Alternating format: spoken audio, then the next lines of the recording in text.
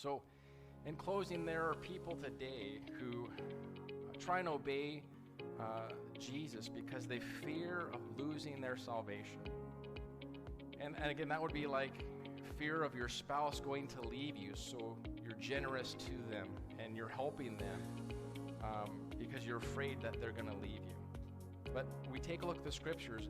If we're abiding in Christ, we're secure in the Father's hand and in Jesus' hand, and the enemy can't snatch us out of his hand.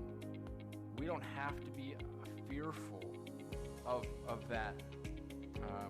We simply obey Jesus because we love him, right? And that hopefully is the same way in your family household, right? Kids, you're obeying mom and dad because you love mom and dad, right? And it says we're to submit to one another out of love, right?